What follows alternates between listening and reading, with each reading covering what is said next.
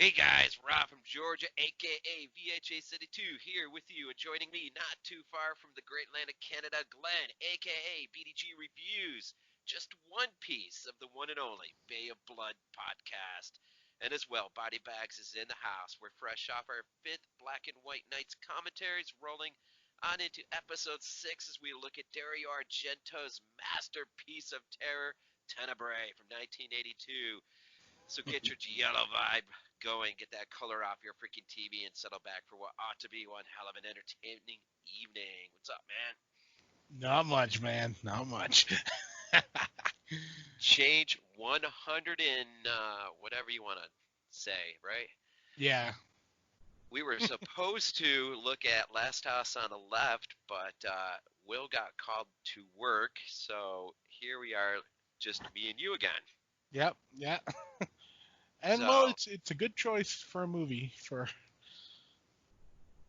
now this ought to be fun just because I'm coming in, believe it or not, cold. I don't have any recollection of seeing this. I mean, I very well could have rented it in the video store, but I mean, that's so many years ago. Yeah. It might Yeah. well be a first time watch, which is going to probably be insane to some that might be listening to this commentary that I've never seen Tenebrae, but especially since it comes from my favorite year of film in 1982. Oh yeah. A lot of good stuff. And before the censors kicked in and started cutting everything. Well, let's talk about that for a second because we're kind of close in age, right? Yeah. Yeah. You remember going into the video stores and renting VHS tapes? All the time. Yeah. So were you able to rent things like Tenebrae or other Argento, Fulci? They were in the video stores, but with the exception of Zombie, there weren't many that I rented. I know I rented Suspiria on VHS. I know I rented Zombie. I know I rented Deep Red, and I know I rented Tenebrae as well. But I think that was about it.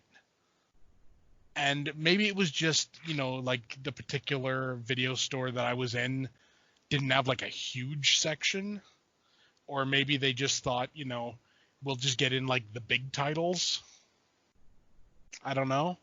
But yeah, luckily I was able to rent these, these few. Now I remember this as Unsane. Yep. Yeah, Unsane. That's the cover art I would have seen as a kid, as well as Creepers. That would have been the cover that would I've seen for Phenomena. Yeah, yeah. But which is funny to think back now. I mean, to think that as a kid. Well, I mean, I was a teenager. I was probably 16, 17 Yeah. when I was discovering, for the first time films like Suspiria and renting these things. And I'll never forget though the first time that I think it was because of Fangoria. I mean, surely that's the only reason I would have known about something like this. But the Mm. whole idea of letterbox, Oh yeah. Yeah. before widescreen sort of became, the common thing. Yeah. And I brought home, I'll never forget this. I brought home VHS copy of Suspiria. It was letterboxed edition. Mm. And I put that thing on. Now, of course, back then we were still probably rolling with the old 25-inch console TV. Yeah. I'm Yeah. sure. But anyways, I put that thing in, and my mom, she was sitting in there in the living room with me, and she was, she loved horror movies too, and so she Mm. wanted to, check it out. And as soon as she realized that this was a different formatted, she's like, "What the heck is this?" And I'm like, "Oh, Yeah. it's letterboxed. It's awesome." I kid you not, she just got up and walked out of the room. Yeah. Well, I always remember there was a guy on television once up here in Canada, and he was talking about like widescreen. And he was like really pissed about it. He was like, you're selling me black. I've paid for picture, and you're selling me black bars. And I'm like, even then I thought that's kind of dumb. I mean, yeah, you get black bars at the top and the bottom of the screen, but you're getting more picture sideways. I think the Right. first time really like I really noticed a big difference was watching Ghostbusters, because I was always used to watching Ghostbusters, in full screen. So that scene when they're in the library near the beginning, I always remember just Dan Aykroyd and Bill Murray walking together. I never realized that Harold Ramis was in that scene as well. Now I always thought he was just off screen. yeah, that's interesting you bring that up because you know what my first major introduction to that same type of thing was? What? It was the fog. Oh yeah, The yeah, first time I saw it, now that might have been that might have been in between that letterbox widescreen when it was just starting to evolve. yeah, But the first time I bought my DVD of the fog and it was in widescreen, I realized the difference when you're out on the boat and the ghosts are attacking them on the boat, hmm, yeah, and you get to that last kid who hmm, doesn't understand what's happening, yeah, yeah, and when the door behind him opens on the widescreen edition, you can see the ghost yeah, come walking in, but on the modified for TV, you cannot. yeah. And I mean, it's the sort of thing, like, it never really occurred to me as a kid. I actually used to prefer the full screen. Because I remember I got a set of, I think it was maybe five or six, um, five or six, what's his name, James Bond movies. I think it was the first. It was the ones with Sean Connery, and I always remember that they were in widescreen, and for the longest time I didn't like it, and it was just but then once I realized, hey, like in when you're watching the full screen, you're getting stuff cut off. I was like, well, I'll go with the widescreen, and I've just loved it ever since. Yeah, well, I fell in love with Letterbox just because it got my mom out of the room. So I kid you not. When I realized that that was going to be a commonplace, that I started bringing home as many letterbox formatted films as I could because I knew I'd be left alone in the living room to watch. Yeah, yeah. It's then though you get directors like Stanley Kubrick who actually preferred full screen. He filmed in 16 by 9 because that's what he was like contractually obligated to do. But he set his movies, like, he set it so it would be full screen, Huh. which is really kind of interesting because you'll notice, like, if ever you watch pretty much anything by Kubrick, really there's nothing going on. Everything happens in the center of the screen. And from what I've heard, it was because he preferred that format. He preferred, like, the square. So things off to the side, there was nothing put there on purpose. It was purely middle of the screen type thing. That is interesting. Yeah. I mean, Kubrick's an interesting director. I mean, I've said it before, I'll say it again. I'm not the biggest fan of The Shining. I appreciate it as a movie or whatever, but I don't find it scary. Um, I think it's overrated, but I think as a whole, I'm just not a huge Kubrick fan. I like Clockwork Orange and I like Full Metal Jacket, and that's kind of it. Now, have you ever seen his World War One flick, Paths of Glory? No, never seen it. I'm pretty sure Kirk Douglas is in that. Ooh, That is a fantastic yeah. film. Black and white, Oh, actually. nice. Maybe I'll give that a shot. Maybe I'd like to see maybe some of his earlier stuff. I'm not a fan of like 2001. Well, a lot of people aren't a fan of that movie. You, Some of his stuff comes off I find is a bit pretentious, but you know, is I don't know. Lately, 2001 I seem to be hearing that a lot lately in relation to whatever discussion is going on. And I keep yeah. thinking to myself, I really ought to just sit down because I don't know if I've actually really sat and watched that film through. I think I find with 2001 it's the same as with The Shining for me. They're technically beautiful films. You know, you can see the quality of the filmmaker and everything, but I find them boring. I find them overrated, and I don't get why they have such love. You know, but then again, like I said, it could just be I'm not a Kubrick guy, so Yeah, I don't know. I mean, I've always been. Well, I say I'm a fan of The Shining, but it's not like I put it in every other day yeah. and I mean, watch yeah, it. Will always gets on to me about that, that I'm not a big fan of The Shining. But it's just I don't know. I think what it was for me with The Shining is simply just the fact when you read the book and you look at everything, you know, Jack Torrance starts off as a pretty much like healed guy. He'd gotten over his demons for the most part. But when you watch The Shining, the Kubrick version, he's already crazy at the beginning of the movie. There's no like slow decline into madness. He's already mad to begin with.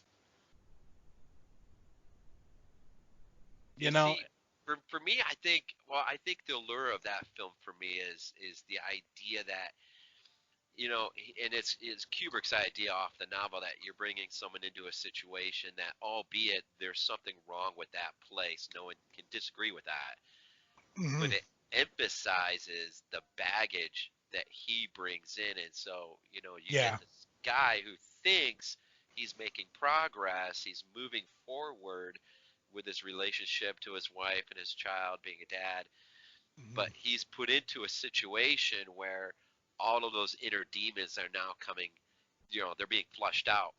Yeah. And I don't know, I find that I find it irritating that in a way that Stephen King would take such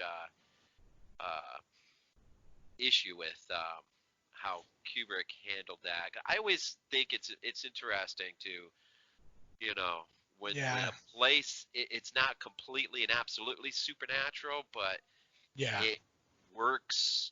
Because I mean, look at Session Nine. Yeah. There's a film that's even more vague than The Yeah. Shining in terms of the supernatural aspect, yet Yeah. it's there subtly, with the tapes of Mary Hobbs, that are rolling through the sessions, and Yeah. um, even that with when Gordon is standing there at the very beginning, and that voice sort of comes out of nowhere, seemingly, Yeah. it says his name, and he's just kind of staring at that wheelchair. Yeah. But here is a guy who, not only does he have baggage and probably some baggage he's unaware of, but he's committed a horrific crime, and that place not only works on him, but then of course through him, it's also working on the other guys. Yeah. An And interesting thing about Session 9 that I've never really been able to figure out myself is, do you think that Gordon knew all along that he'd killed his family? Or was there a part of him that he just he suppressed it so much that he actually believed everything was still fine? I no, I think he was under so much stress, Yeah. and even though we're not privy except for hearing it in sort of a background thing, when that boiling water hits him, Yeah. I think he probably the next 20. I mean, that's however many minutes it takes to actually do what he does. Mm, I think it's like just a blur. But then he immediately locks that down and goes into denial, and yeah, then over the course of the film is slowly brought to that point of realization of what he in fact has done, I think. yeah. There's a movie that we definitely need to have on this show. Oh yes, that is, man, that is. Session 9 in black and white. That'd be gorgeous. So oh, I was gonna tell you too, real quick. I revisited late last night the horror show finally, Oh yeah. and I'll just say this without taking much time. Mm, You know, you never know what you're gonna get when you revisit a movie that you remember renting as a kid out of a video store, and you can finally get to see that thing, and yeah. you're not sure how it's gonna go. I loved it, man. I thought I had a great time with it. I love Brian James. Cool.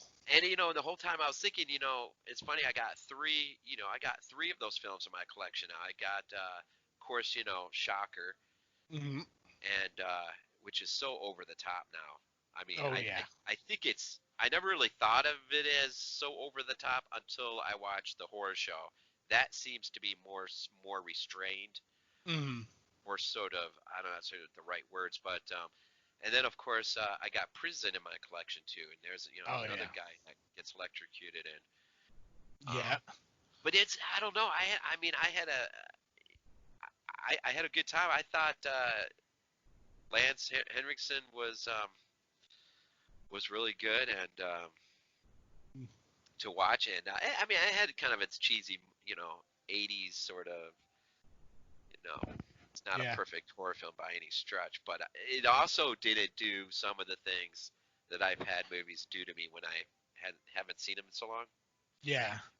I definitely didn't find. I mean, hey, look, if I put on a movie at 12:30 at night and I can Yeah. finish that thing through to 2 at this point in the game, it's done Yeah. something all right, because it takes an awful lot to keep me going that late at night. Yeah. Well, So and let's be honest. Also, though, anything with Lance Henriksen in it is kind of awesome. yeah, and how many times do you actually really get to see a movie where he's really as front and center as he is in that one? That's true. I saw a movie the other night with him in it. It was Exorcism at 60,000 feet. I Oh, I loved it. didn't realize he was in it. Yeah, he plays the pilot of the plane. I kid you not. It is, the movie Airplane? Yeah. It's Airplane, but with an exorcism going on. It's awesome. I laughed my ass off. I got vibes from Airplane. I got like Clue vibes. I got everything. It was awesome, and I thoroughly enjoyed it. It definitely falls into like comedy horror as opposed to horror comedy. You know, the horror elements are there, but they're there as almost like set dressing. It's more a comedy than it is a horror, but it was a damn fun comedy. What year Yep. was that? 2020. Oh, Yeah, new one. Yeah, yeah. It was fun movie, really fun movie, and I can appreciate a good comedy horror every now and then. Though I prefer horror comedy. yeah. I've had Evil Dead 2 on my mind lately, but I just haven't got to that point of putting it in. Yeah. I've been thinking about it. Oh yeah. Well, Evil Dead 2 is a classic. I mean, it's great just to watch that movie and you see all like the flaws in it and everything, but you still love it. The flaws just add to the charm. Yeah, I saw that. I remember that movie when I was a kid. Me and my buddy, we got pretty well stoned out of our minds. That was the first time I'd ever seen it. Yeah. And I kid you not, man, I was on the floor holding my stomach, laughing so hard I was crying. I thought I was literally gonna die. I'd never seen anything like that. That just blew my mind away. Yeah, for sure. It's certainly a unique piece of filmmaking. We'll say that. I love the whole Henrietta sequence now when she comes up. That was awesome. Oh, I love that. That is so. And then seeing, it's Ted Raimi plays Henrietta. Yeah. I've heard the stories about that, man. When they would go, a few hours of working, and he'd have like a gallon of sweat in that suit. Oh yeah. Well, there's that one scene where he's like spinning around like in the air, and there's this giant hole in the suit, and you can just see like white sweat dripping out of it. Yeah, that's crazy. It really is. Well, you about ready to Yeah. get this thing going? Yeah. So Are I we guess safe to just click on the play film and I should go think so. from there? Yeah. We'll just let everyone know we're watching the Arrow Blue. I know there is. I think is it a Synapse I think release of it, something like that. I'm assuming it's the same print and everything. Because that's kind of how it works. But yeah, so everyone, we're on the Arrow Blue if you are too. Good. If not, try to keep up. Okay. So, you ready? Yep. 3, 2, 1, play.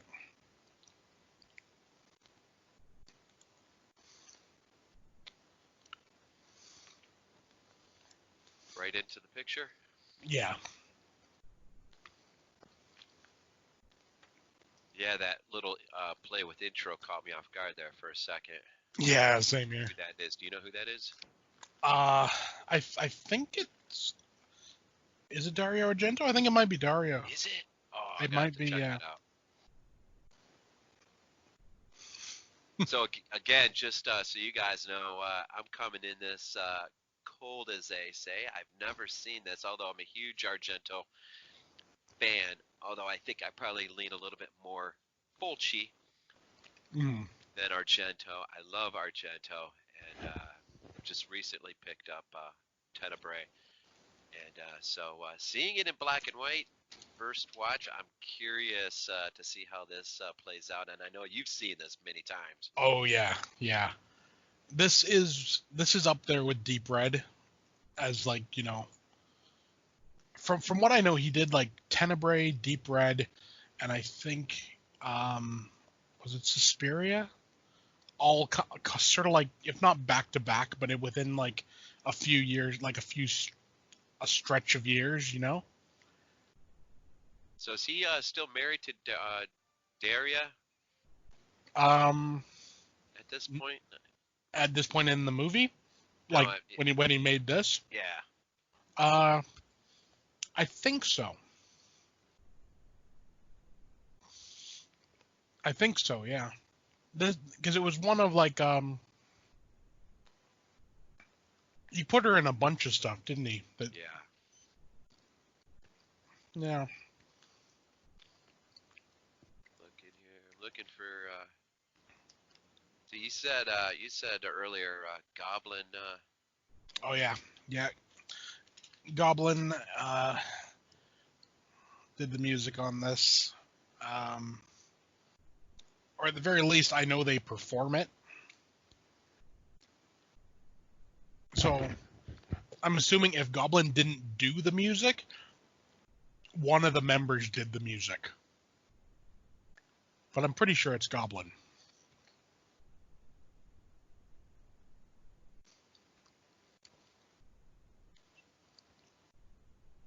I always think whenever I see these shots that there's no way they paid to film this. They just strapped a guy like on the back of a truck and said, okay, you drive down here on this bicycle and we'll film you. Yeah, you gotta love that that type of filmmaking, boy. Oh yeah.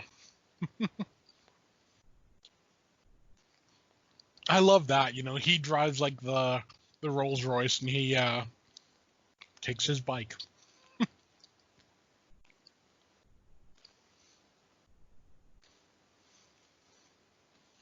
So out of all the Argento flicks, in terms of the kills in this, pretty good. Oh yeah, this has one of the most. I don't know whether to say mean spirited, but well, you saw on the menu like that scene with there was like a sheet looking thing and someone's cut through it. Yeah. That scene is brutal and it's awesome. And let's just say after you've seen it in black and white, you need to go back and watch that scene in color. Because everything is white and red.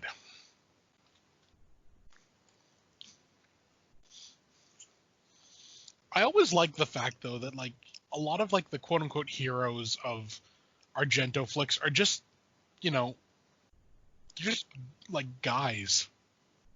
There's nothing overly special about them. I mean, look at him. He just looks like a regular guy. Admitted, like he isn't, but he just looks like, doesn't look like who you'd pick as like your leading man, if you will.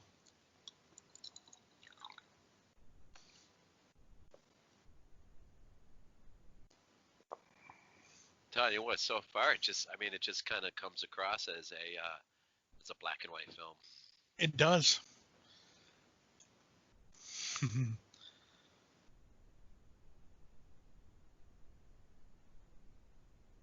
Smoking in the airport. I think nowadays they'd probably have you arrested for that. Oh man, I'm telling you what, boy, a different world back then. Yeah. Jaws. Smoking in the hospital. Yeah. Yeah. Nobody thought about that stuff. Smoking on planes, anywhere. Everyone made accommodations for smoking. Yeah, no one gave it a second thought. No. Hell, I remember you used to go into restaurants and be like a smoking section and non-smoking section. Oh yeah. And I love that it actually says Giallo right on the cover of that book.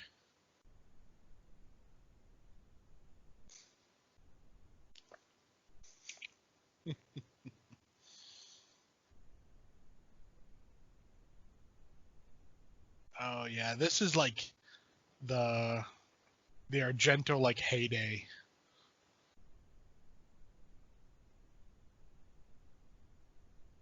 I wish he could get back to this level of filmmaking. Interesting way to steal a book. Come here, you. Open your bag.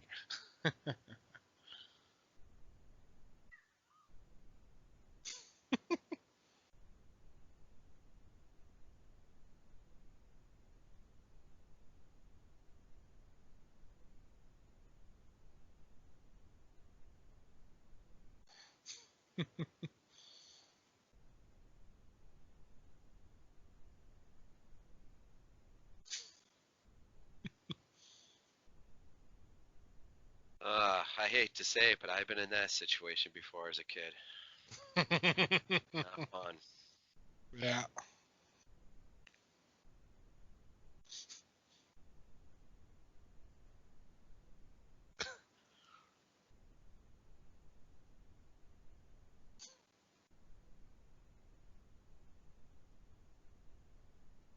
You're not gay, are you? Oh, what a line.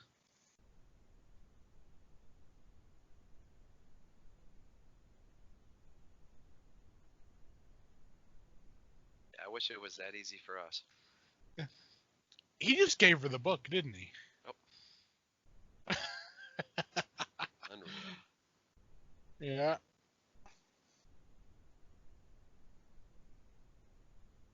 Like you, random guy on motorcycle. You can take me home now. Yeah, just thinking about, no one's done this for a while. I think I heard today they're going to start allowing travel again here soon. Oh, well, that's good. Hopefully it's just a sign of everything getting better, you know.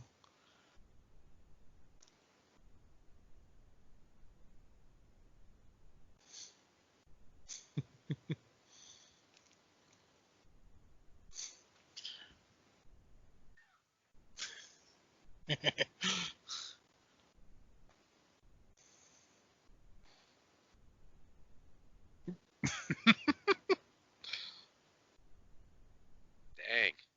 Yeah.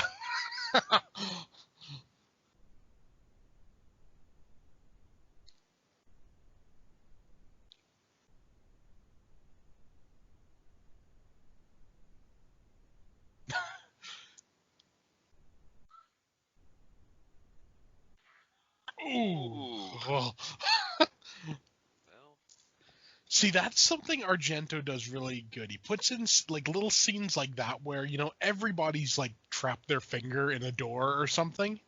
So everyone knows exactly what that pain is. So you can imagine it. I always love it when the camera's high up like that, looking down. Oh, yeah.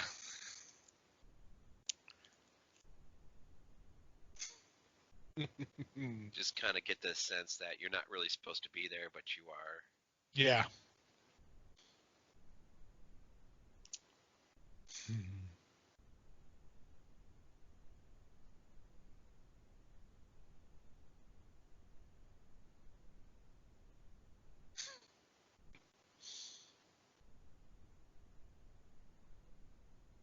I love that. Are you okay? I am now. It's just like, okay, that's it.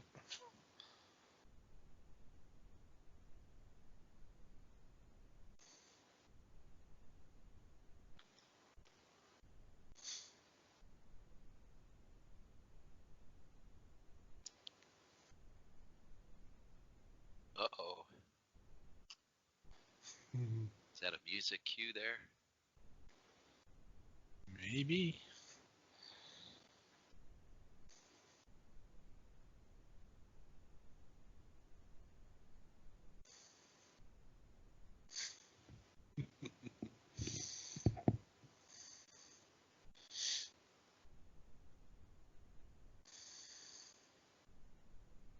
Ah, oh, nice.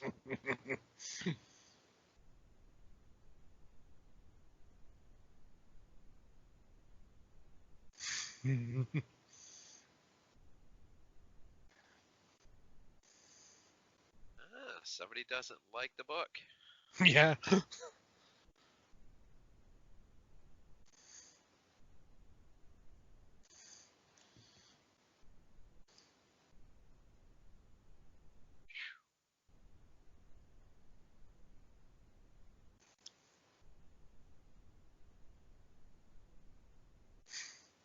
There There he he is. is, the man, Oh, yeah. John freaking Saxon, man.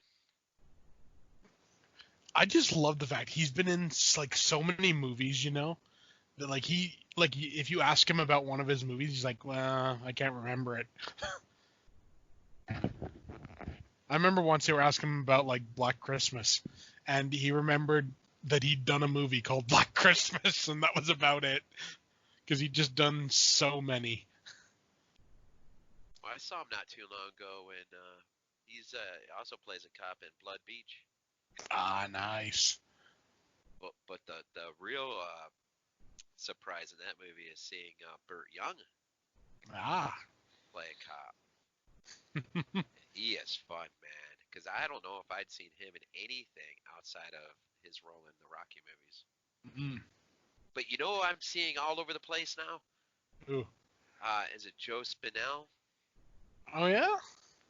It just seems Cool. like no matter where I turn, I'm seeing that guy. Whether it was the Godfather movies, Yeah. it just seems like I've seen him in a Hmm. few different places. And I always, if my wife happens to be in the room, I'm like, you know who that is? It's like, no, I don't. I'm like, that's the maniac. And I always forget, like he's in. What did I say? No, Rocky. He's the Guy who takes care of the docks. Yeah. Aki collects for him. Yeah. Yeah.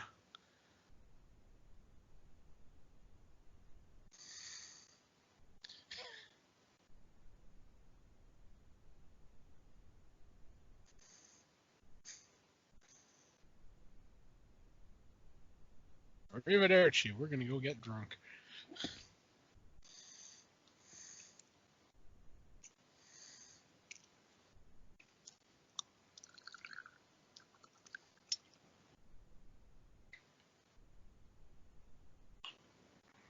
Yeah, it's always a treat, man. When you really fan of somebody like John Saxon, and then you get Yeah. to see him, in an Argento film, like seeing Donald Pleasance, and Oh yeah. Oh, like, I like this hat. Do you want it? It's like no.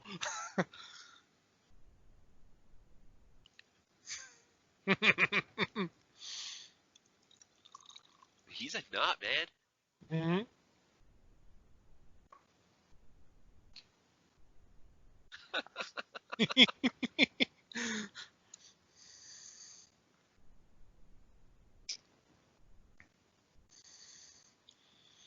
Yeah. John Saxon's one of those actors that when he eventually dies, people are gonna be like, oh, that guy, I remember him from such a thing. I remember him from such a thing, and they'll just go on forever. They'll be the big ones, like, I remember him from Nightmare on Elm Street. I remember him from, Black Christmas or whatever. But it's just gonna go on and on and on because he's been in everything. Well, that was probably my major introduction. I mean, I saw Nightmare on Elm Street in the theater when I was a kid. Oh yeah.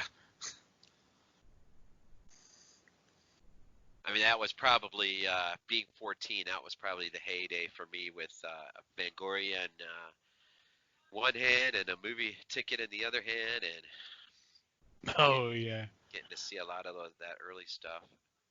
Yeah, good stuff, man. Seriously.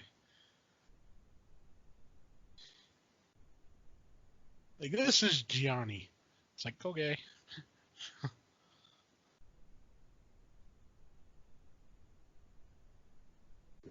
I always wondered, did John Saxon like speak other languages, or did they just hire John Saxon and then like dub his voice and stuff? Oh, there she is. How do you say her last name now? Nicolai. Nicolai. Nicoletti, I think. Dude, man, she's a freaking witch and phenomenon, man. Yeah. Oh man, and that end scene, man, when she's in that room in that pit of bodies, Yeah. she's just laughing up a storm like a witch, man. Oh, I love it, Oh, man. When that detective is chained up to the wall, man, he dislocates his finger to ooh, yeah. like, I'll kill you.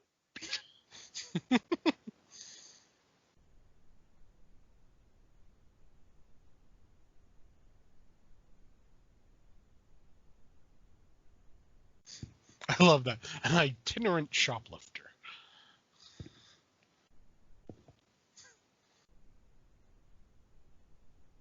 Now, I'm assuming the guy here front and center is the author. Yeah.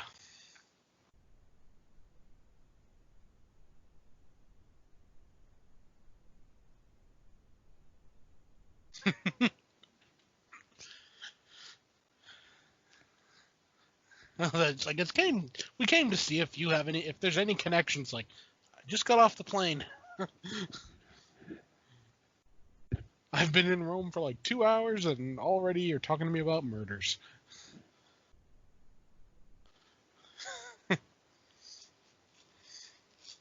I do love that part of Argento's Giallos, though. I love how he just takes certain characters and puts them in these environments, and Yeah.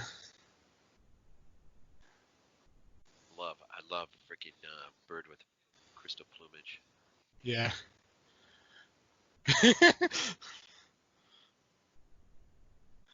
That was good. If someone is killed with a Smith and Wesson, do you go interview the president of Smith and Wesson?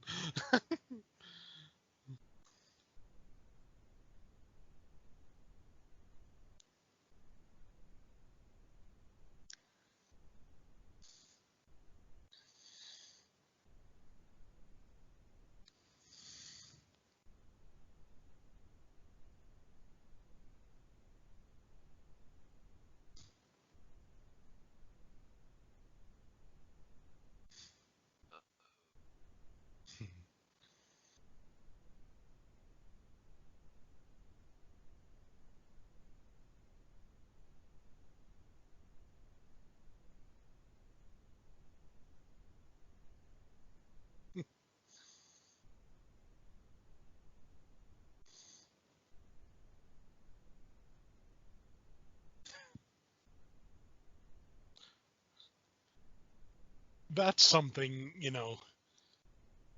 that you can't pull off in a modern movie, like the author comes down and is like, we're gonna need your help, and like get him in on the investigation.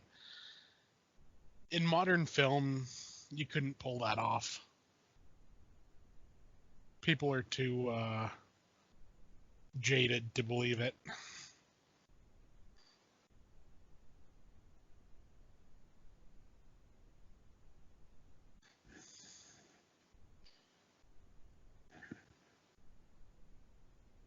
Travel bag and thing, Johnny, bring it.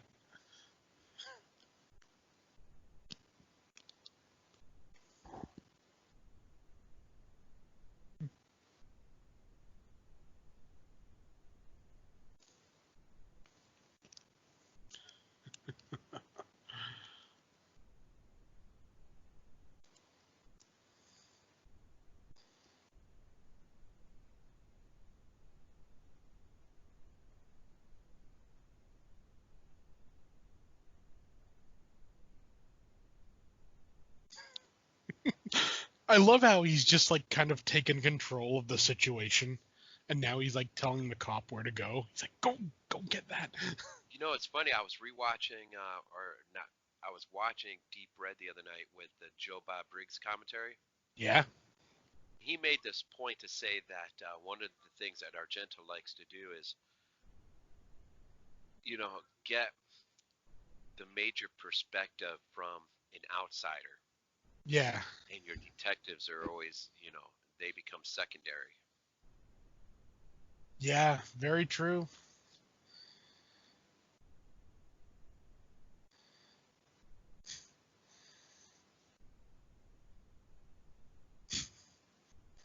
Was it the guy in Deep Red? Wasn't he an author?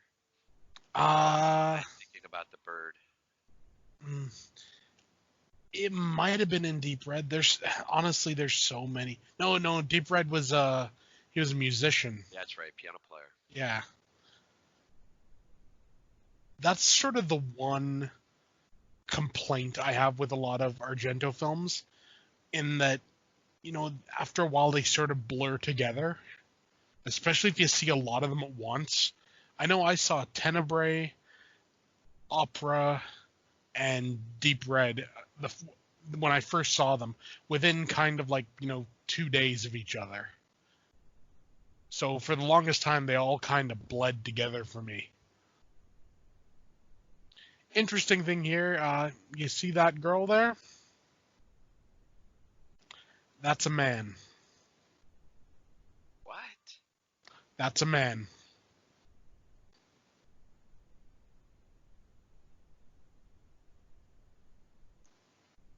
Yep. It's, I guess now you'd call them transgender, but back then they were like transsexuals or whatever.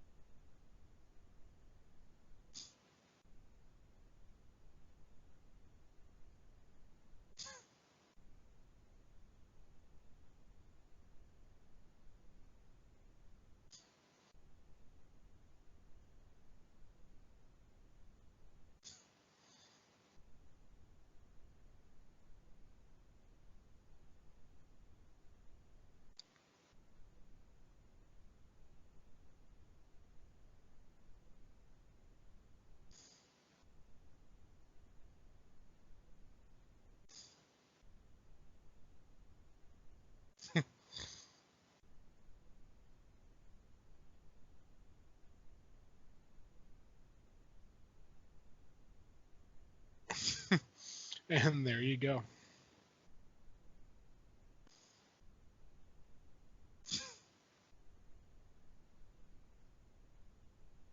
I take it that's an important scene. Sort of.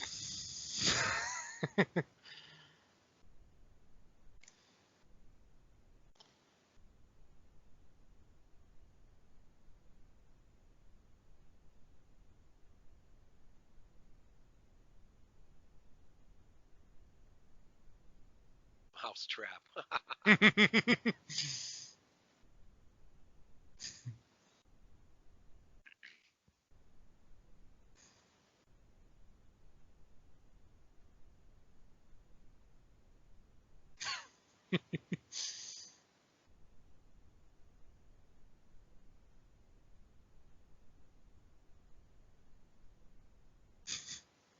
You gotta love that. He doesn't have a place to stay, so I'm bringing him back to ours.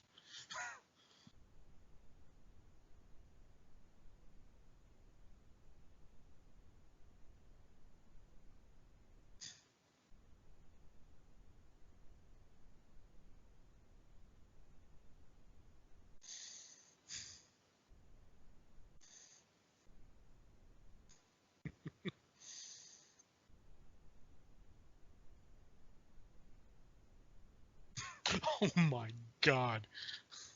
I forgot about that guy.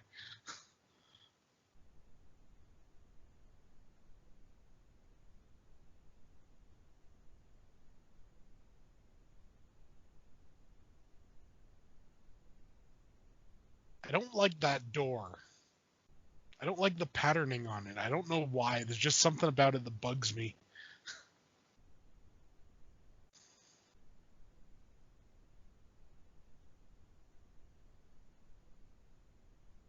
Black and white just feels natural. It does. It really does. I mean, and look at that house, I guess you could say.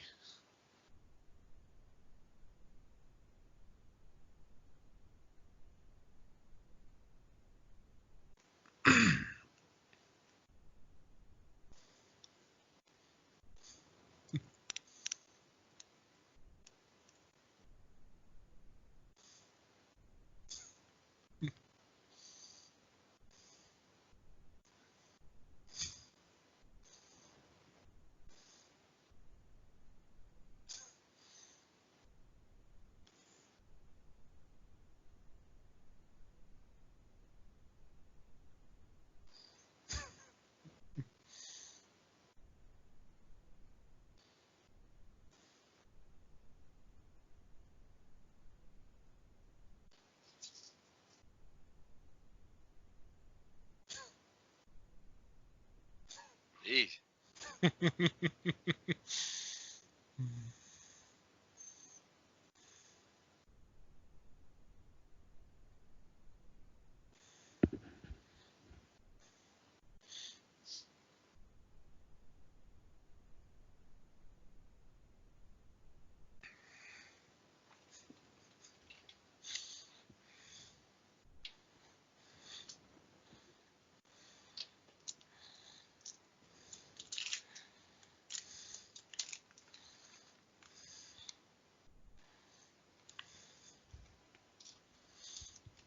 Shots like that are great. Just like, transitioning from one floor to the next.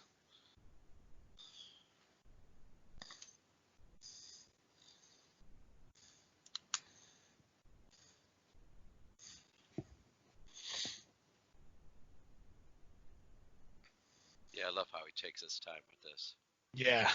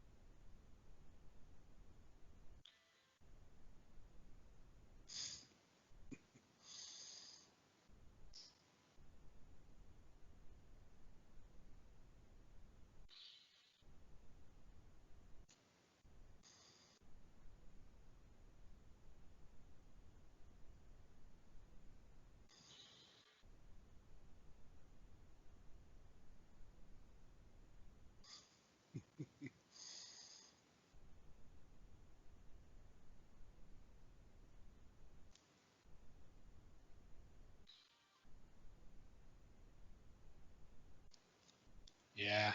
I mean, this is all stuff that, like, in an American movie of the time would have been cut for, like, pacing and stuff, wouldn't it? But it doesn't need to be. It just builds up the tension.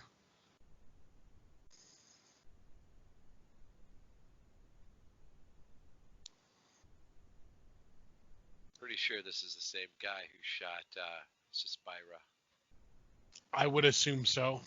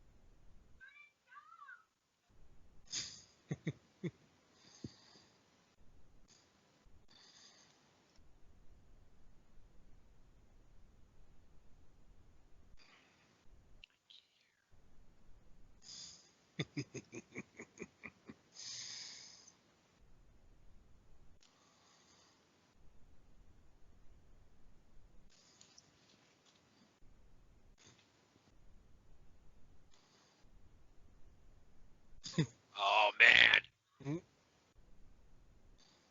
Oh, okay. Yeah. This is the scene. I mean, you know, in color, this is a really effective scene because, I mean, everything is white and red, but it works in black and white just as well.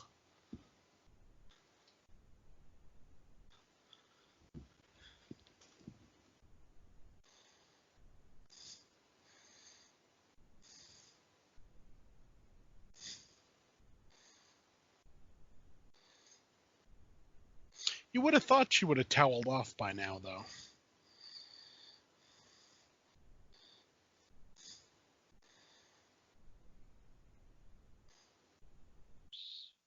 That's a great shot.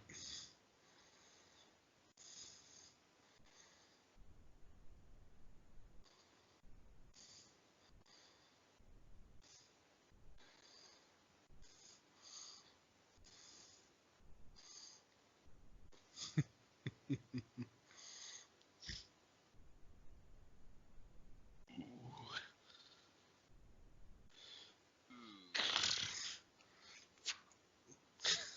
There's something about glass, isn't there, with Argento? Yeah, there really is. Seeing a woman go through, you just think of Creepers and that one classic shot. Oh, yeah.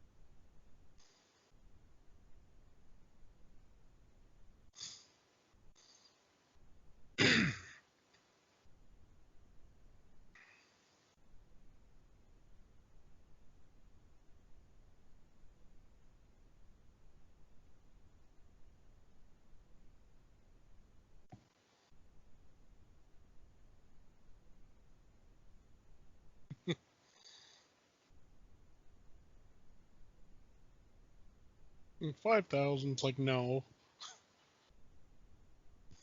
Oh, that door, man. I don't know. I just, I don't, that crosshatch pattern or something, I don't know. It just bugs me.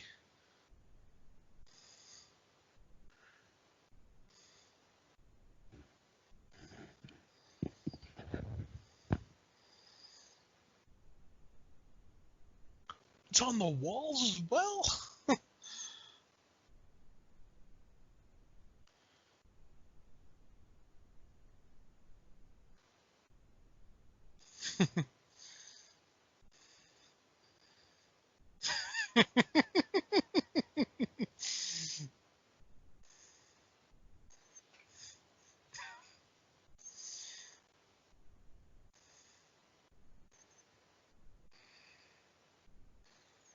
Oh, yes, I see.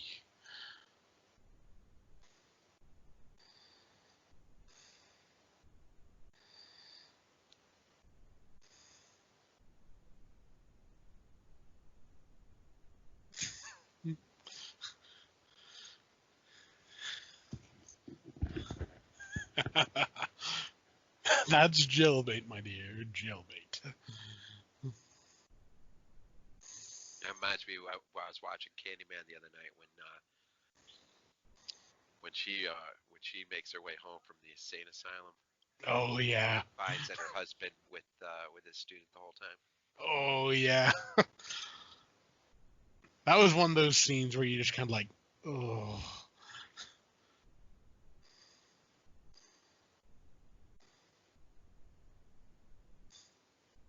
But yeah, she does have a certain look about her.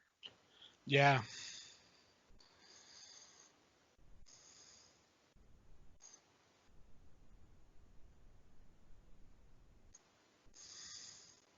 Uh-oh. I'd be just like, damn it, stop sending me stupid notes. You'd think they would have set someone, like outside of his apartment. Just, I mean, logically thinking, like, this guy came up here once to leave a note. Maybe he'll do it again.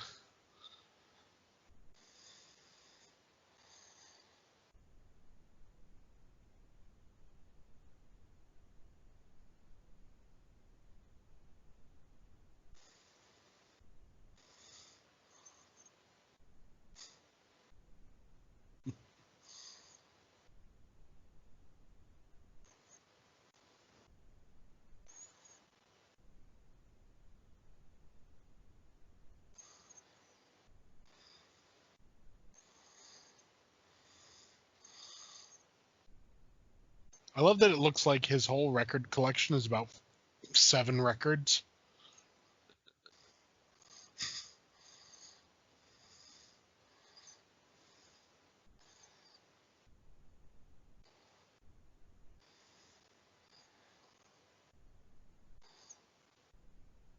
I love that he just goes running. He doesn't know, which direction to run or anything, but he runs anyways.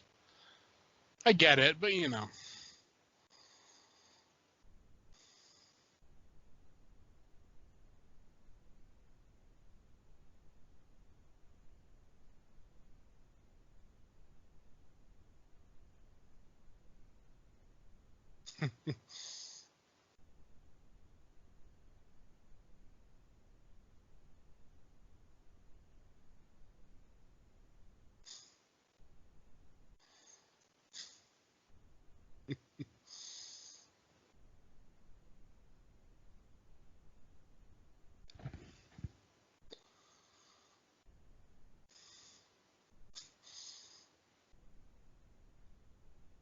Is it just me, or does this guy seem less like a cop and more like a game show host?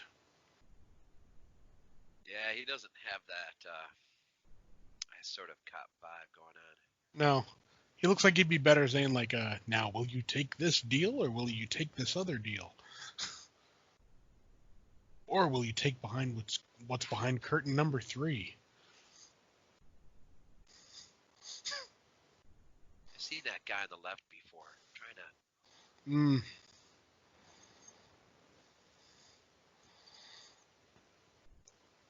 What makes me laugh also is there's probably people who watch this movie now who have no clue what that was, that typewriter.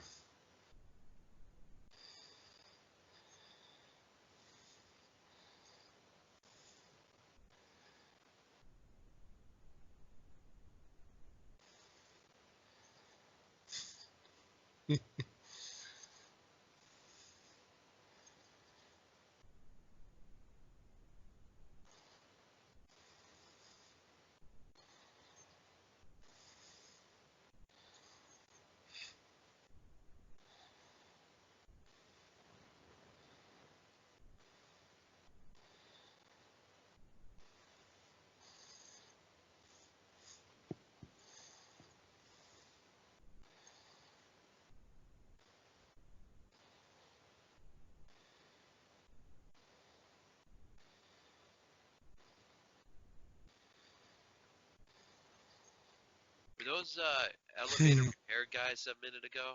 Yep. Yeah, one of them was Lamberto Baba. Oh, nice. And Michele Sauvé, he's got a cameo in here. Nice. I don't know if we saw it or not. He was walking on the beach. Ah.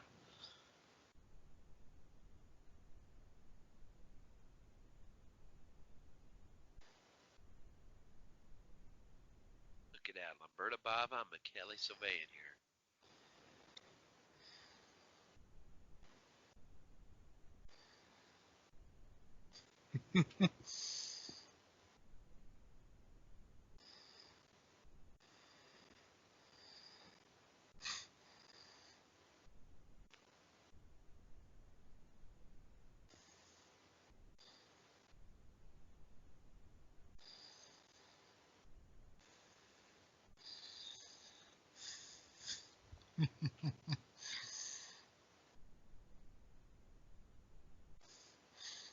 That was just an interesting little plot. How, like, two people can see the same work of art completely different.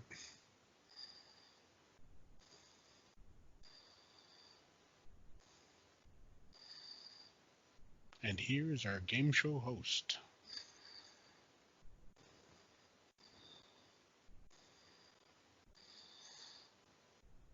Well, it's the difference between those who naturally get Fulci and those who do not. Yeah, exactly.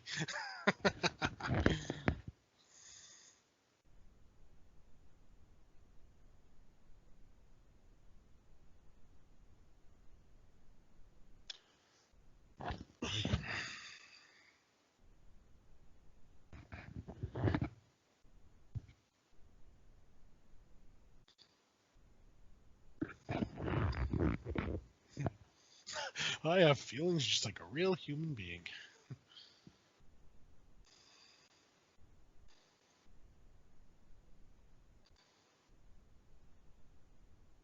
Saxon looks like he's having fun with this. Oh, yeah.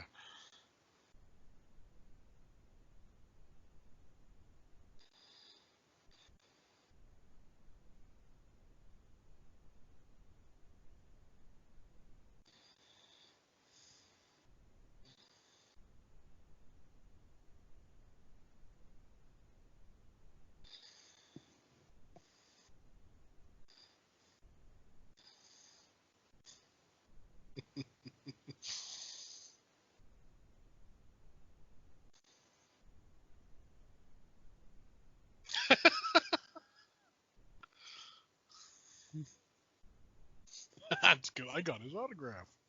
Like, whose?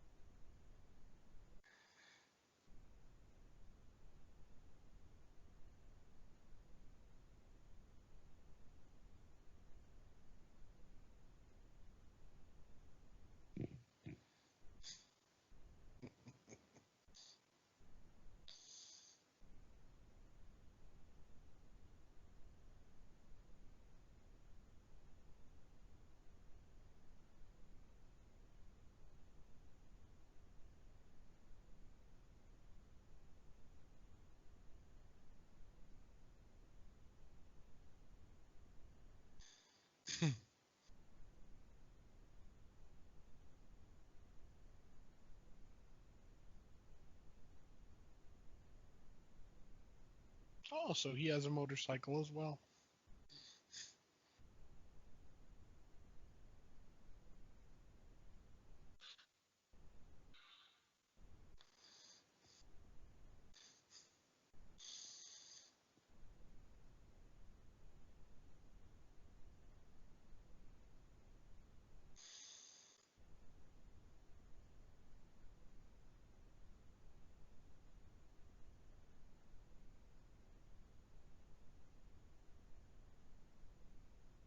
I love that. No seatbelt, no locking the doors, nothing. Just,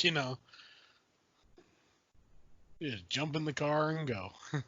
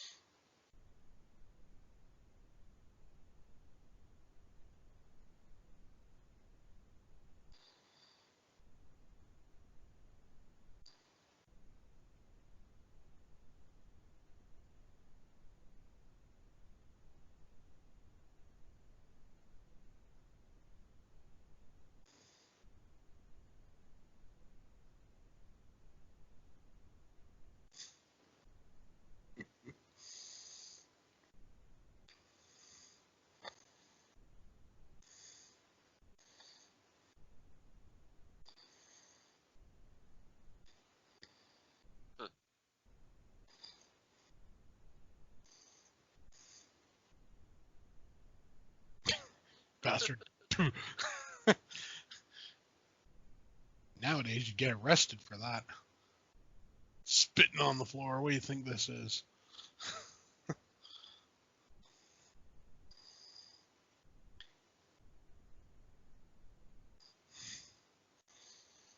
Good. Yeah, that'll work. Just antagonize him more. Yeah. Yeah. I know. It's like, yeah, that was probably a dumb idea.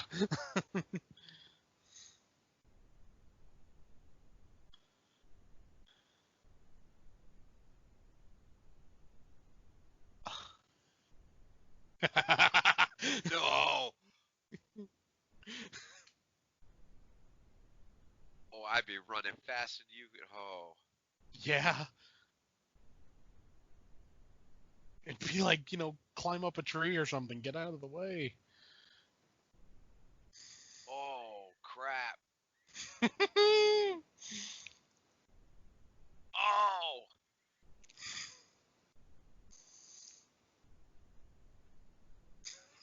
What'd you get for antagonizing me? Yeah. Yeah, you don't got time to worry about that.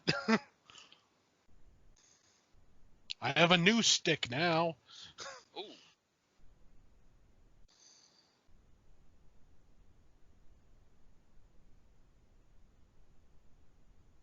Like, climb it, you dumb bitch.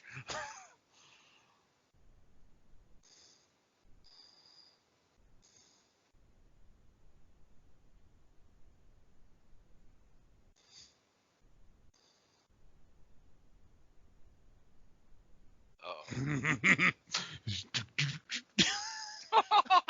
Man, that dog climbs better than most people. That dog should have been in that movie Wild Beast, man. Oh, hell yeah.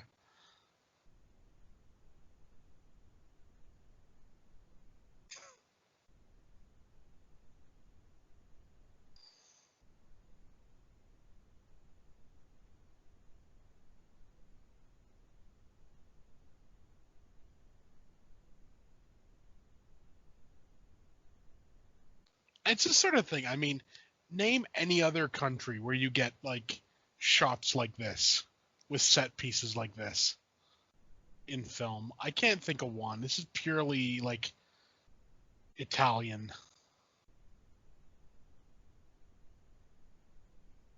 Why do I get the feeling we've wandered right into the killer's lair? Mm. You know, it's just funny how as a kid, you know, how many times whatever you're doing, messing around out at night, you and your friends, how many times you'd go through people's backyards and stuff, Yeah. and they don't even know it because they're sleeping.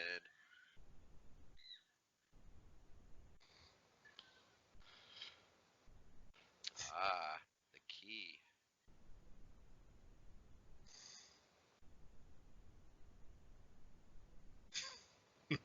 Ah,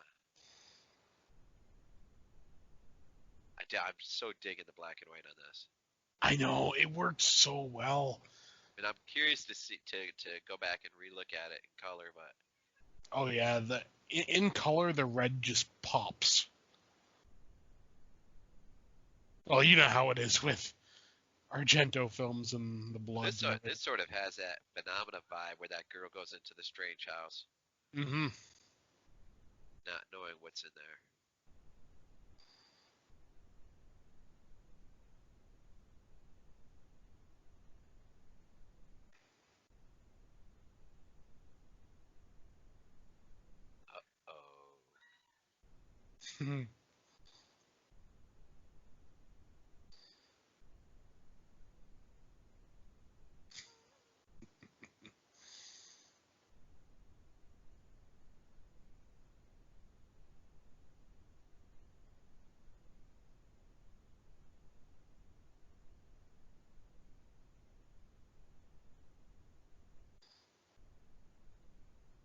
Oh, oh, things seem to be clicking. Mm-hmm. This would be freaking terrifying, man. To find yourself in a situation like this. Oh hell yeah! I mean, my whole thing would have been just like, okay, now as quickly as possible, let's get out of here. Either that or arm yourself, then get out, preferably.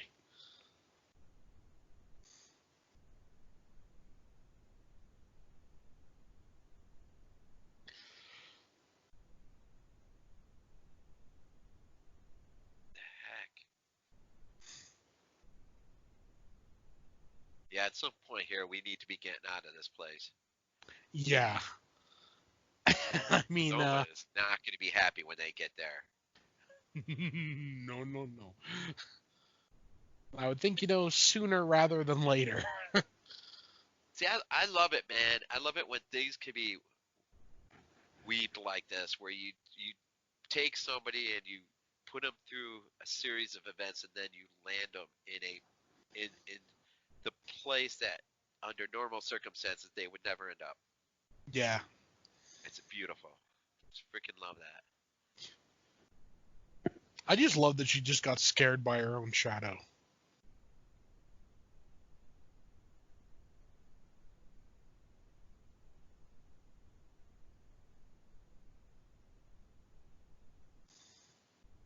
God, I'm loving the music right now.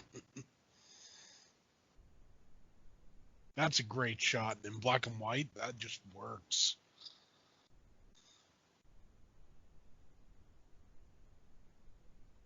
So you got the dog to worry about. You've got, is this person just gonna show up?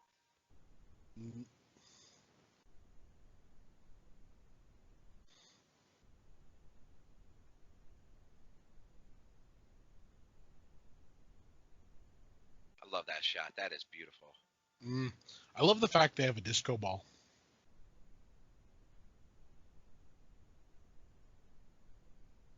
I mean, this is 1982, and they still have a disco ball.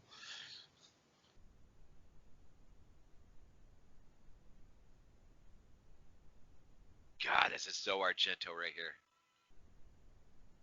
Oh yeah. Oh,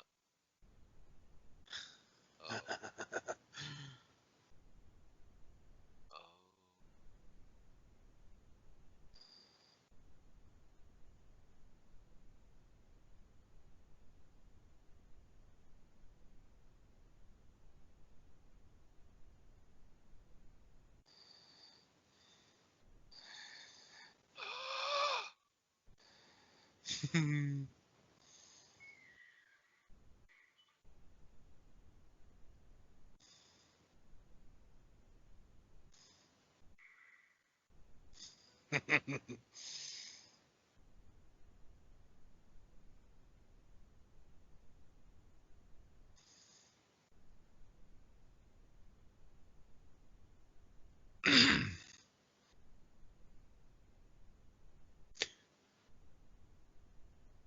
I suppose running through the woods type thing would probably be the smart idea, but I don't think you're going to get very far. So I would be a little bit more worried about just running right now, Yeah. not just looking back. Yeah, you're done.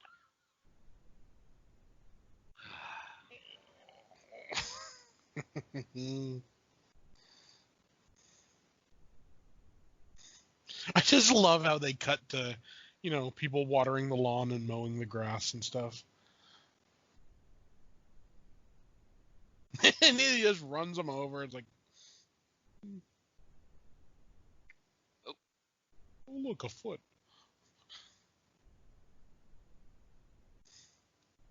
or you'll get that one scene where you've just seen something like really traumatic, and the next scene is somebody frying hamburger. I love that. I love it. It's perfect. It's like Yeah, I always laugh at the end of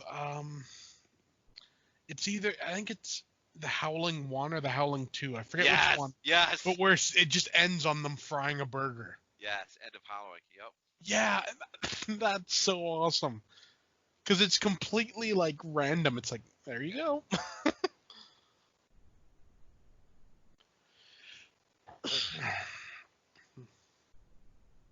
Oh, I You laughed need so to hard report today, Captain. earlier. I don't know if you saw Calx's pictures that he put up, but somebody had made a random comment underneath. He's got all his movies behind him, Mm-hmm. and somebody made this random comment. Are those all games? Oh, I man. laughed so hard. I swear if I would have been eating or drinking anything, I'd have choked on it.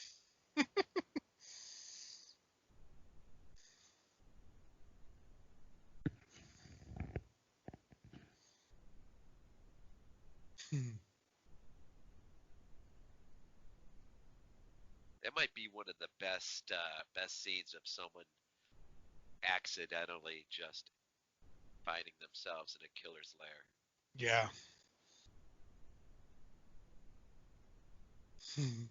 I want to go back and revisit Bava's A Blade. Is it A Blade in Ah, the Dark? yeah, yeah.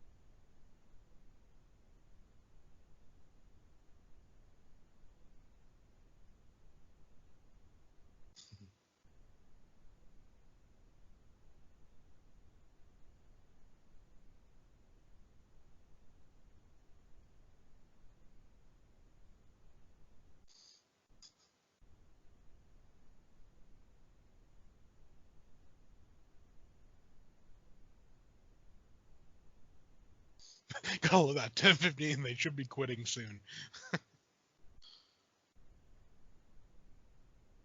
Yeah, I love those small TV sets. Oh yeah.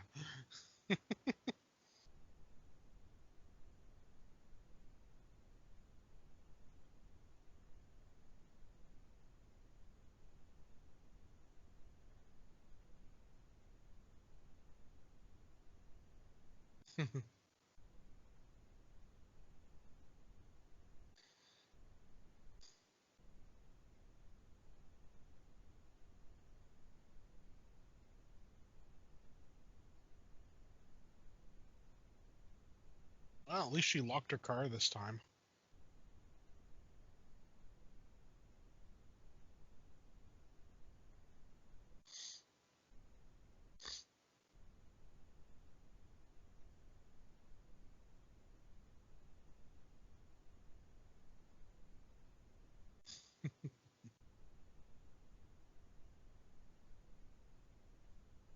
I'm just so loving the thought of how this thing's gonna end.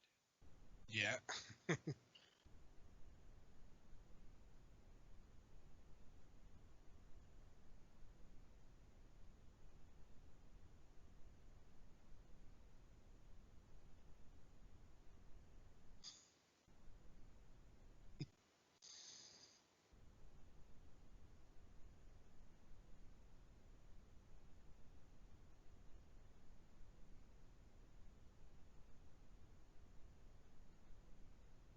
It's these shots, that make an Argento film.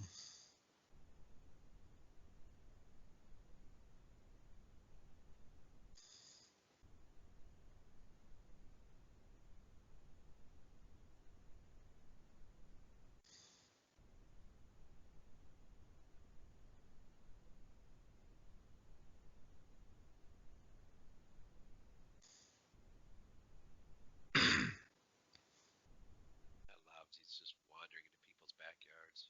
Yeah.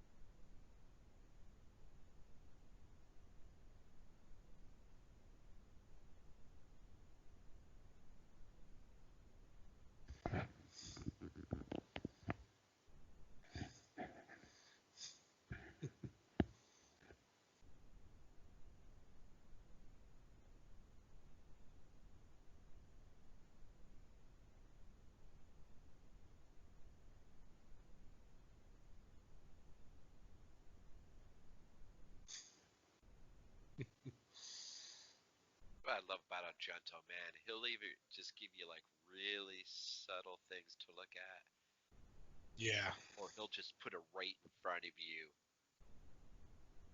That's great. That little bit of blood just trickling down his forehead. That was a great shot. Oh, and here it comes again. See, that's what makes it, it's little things like that that make an effective, like, make it seem real.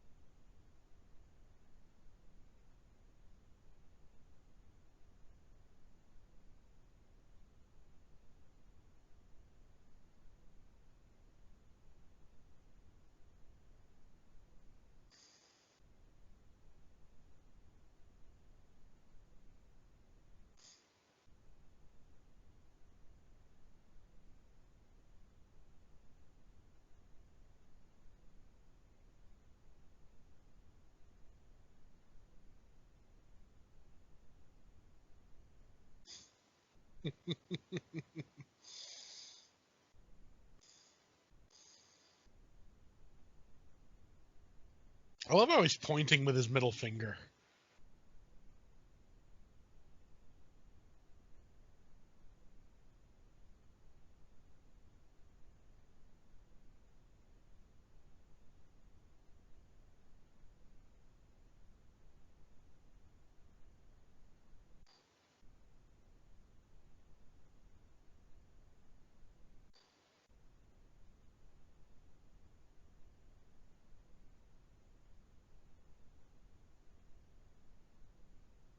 Mhm. And interesting. Mhm.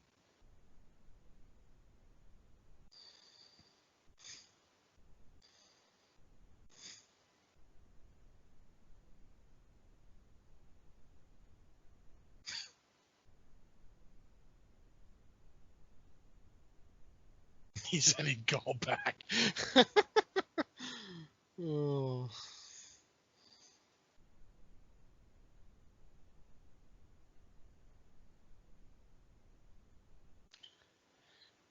John Saxon always looks like he's just like,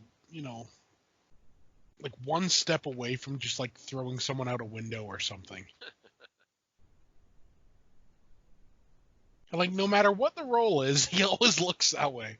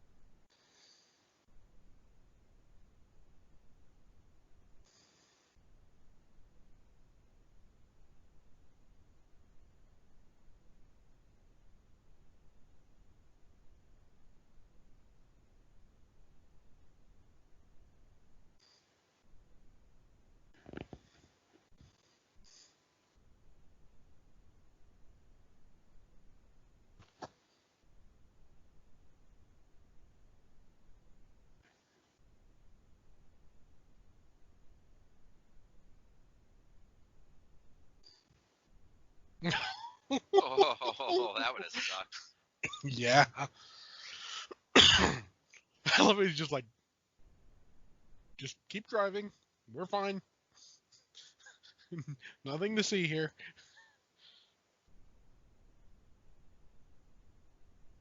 I'll walk. You drive. That's good.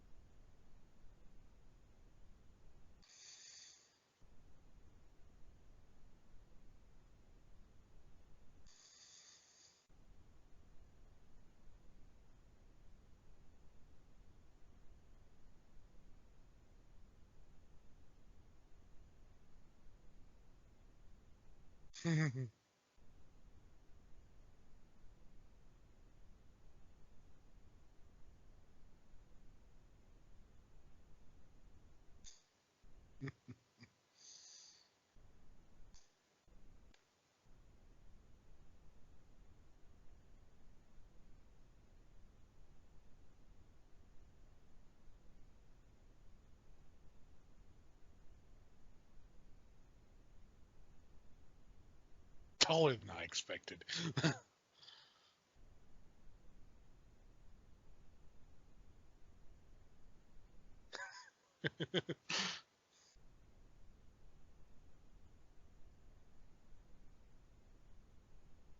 don't know if I've ever seen an open. You just kind of.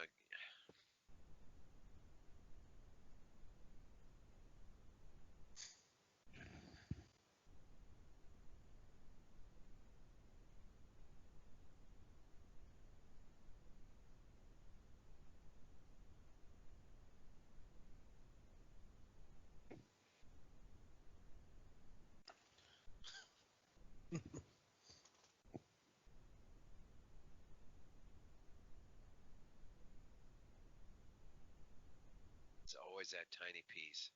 Mhm.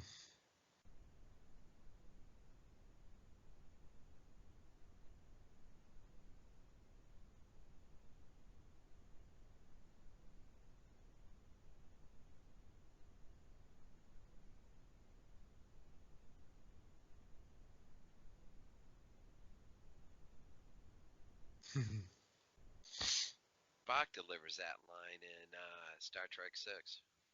Yeah. I didn't realize it was from the Hound of the Baskervilles.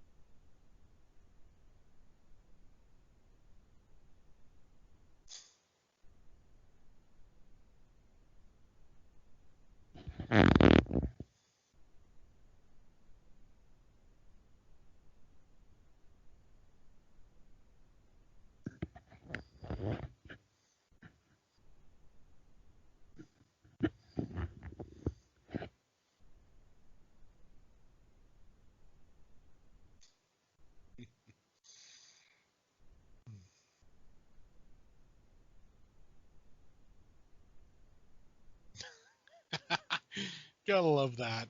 Random fight breaking out in the middle of a like pizzeria. He's loving it.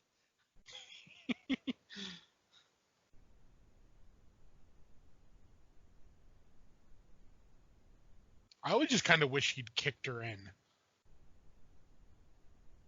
Would have been completely random, but you know. See, it's funny how the one thing kind of gets him to chuckling, and then the other just sort of Yeah. brings him down.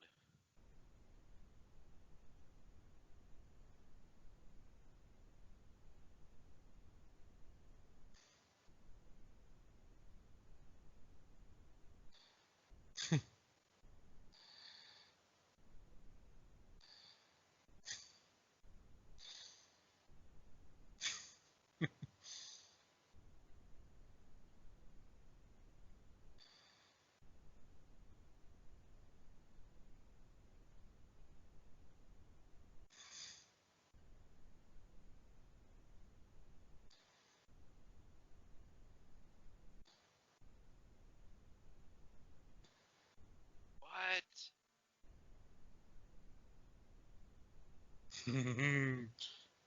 Bet you didn't see that one coming, though, did you?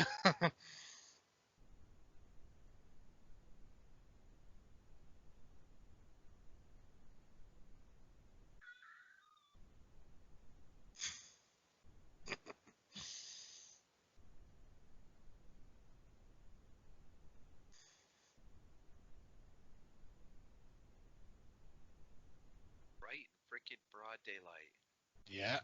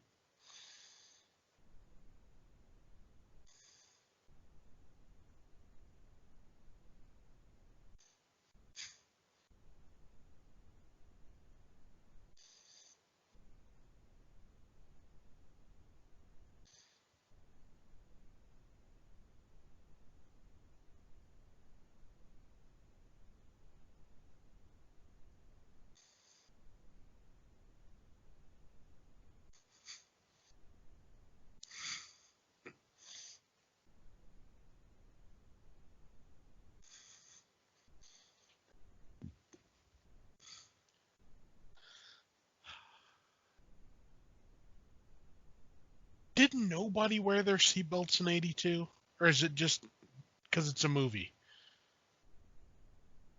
I don't know. It's hard. It's funny to try to think back when I'm 12, and I want to say,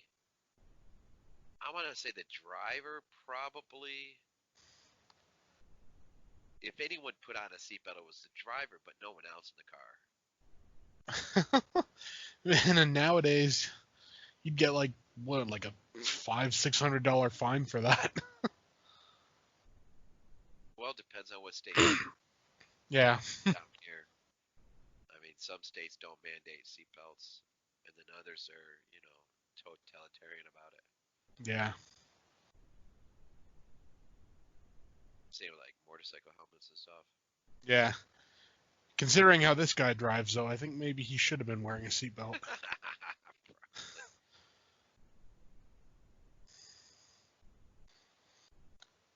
I love how this is, like an active crime scene. They've just left like all the broken glass there and everything, and Buddy Boy can just walk in.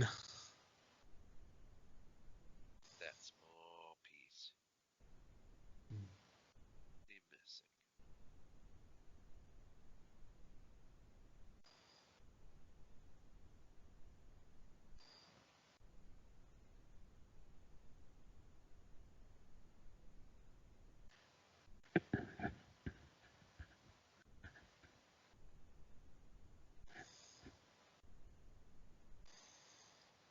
That almost reminds me of the bird with the crystal plumage a little bit.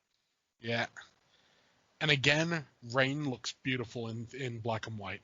This whole movie is freaking beautiful in black and white. It is. Like it was made in black and white. Oh. Yeah.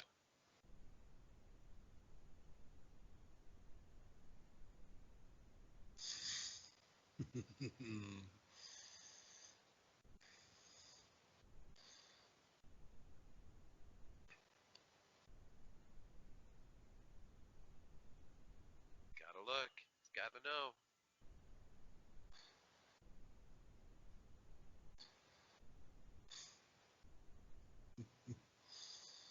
Doesn't help us out. Nope.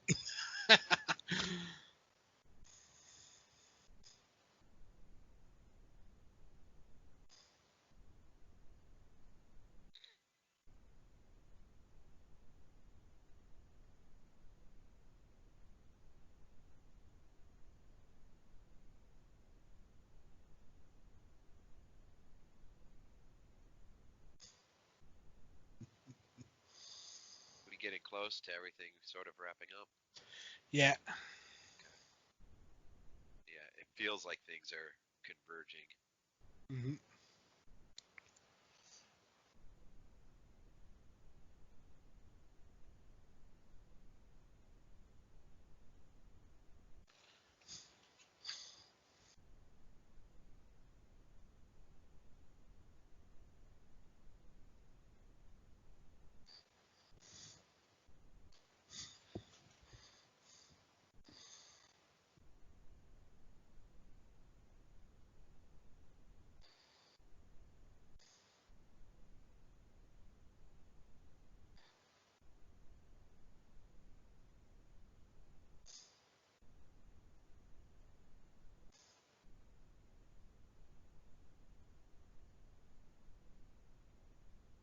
That woman always reminds me of Zelda Rubinstein. I don't know why, but maybe because she's just so short. But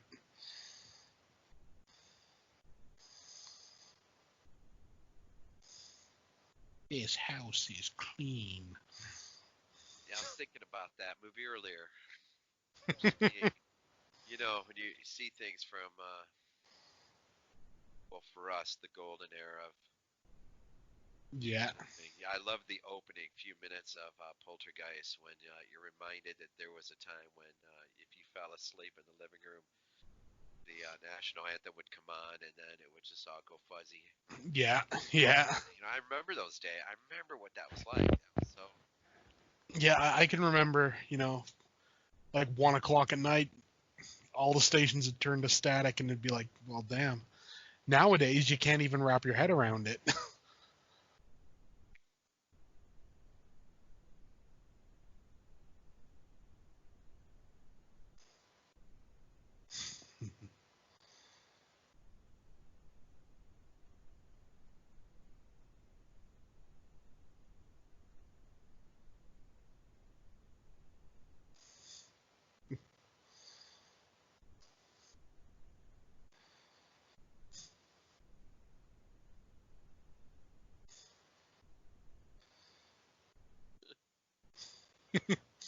Now go and cleanse the house of evil spirits. We have a job to do.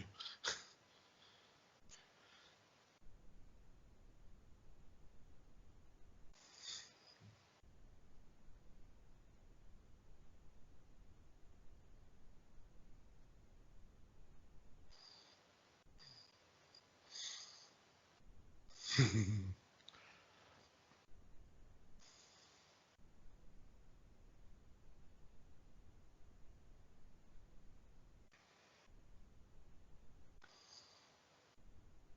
why do these women gotta be so beautiful? Yeah.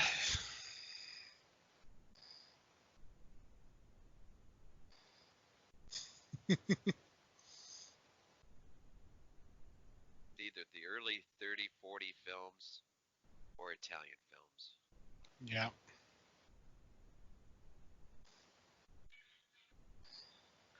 Oh, dang! Yeah, I'm guessing you can guess how this looks in color as well. I did not see this one coming.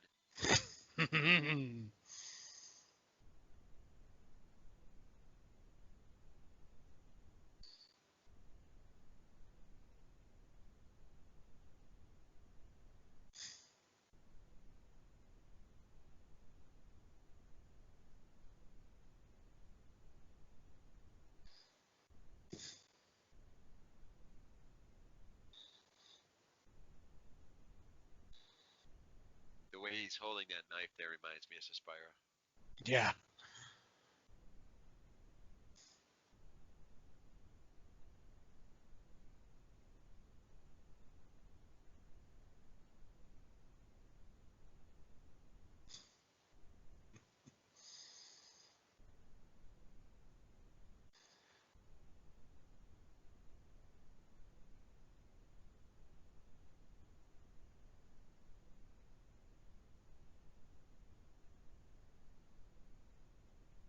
You gotta love the big spiky art piece.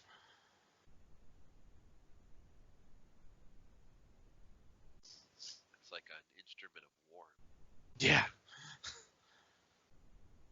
Oh!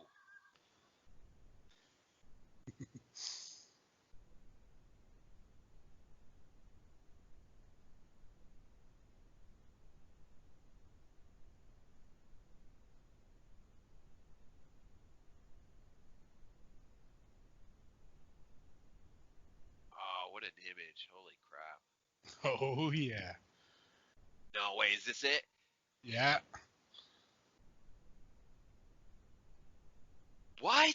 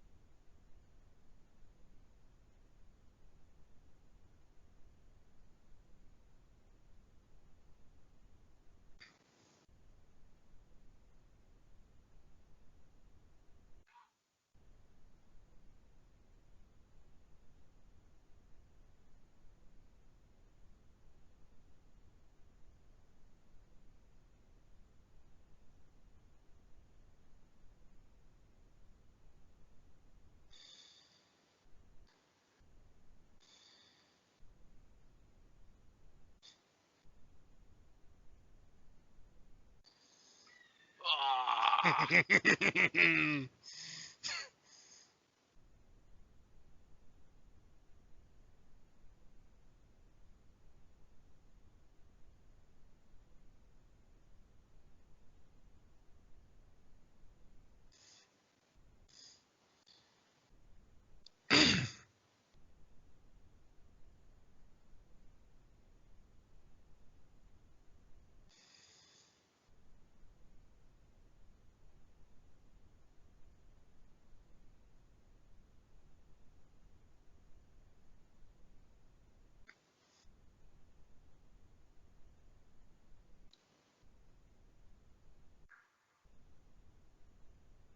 there's your rain, man. Yeah. Yeah. Something about rain in black and white, it just works.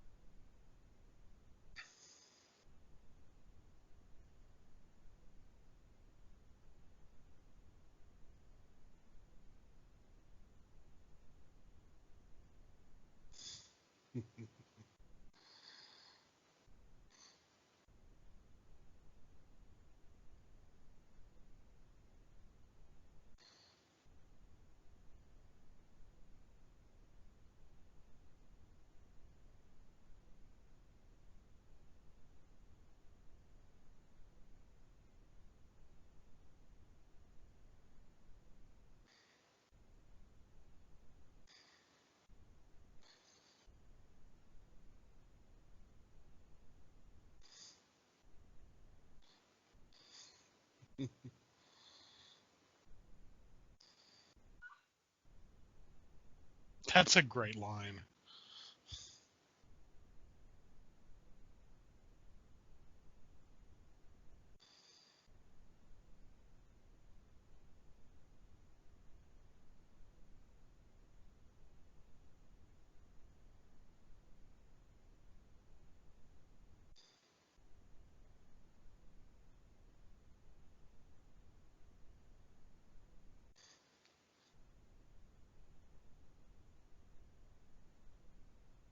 What?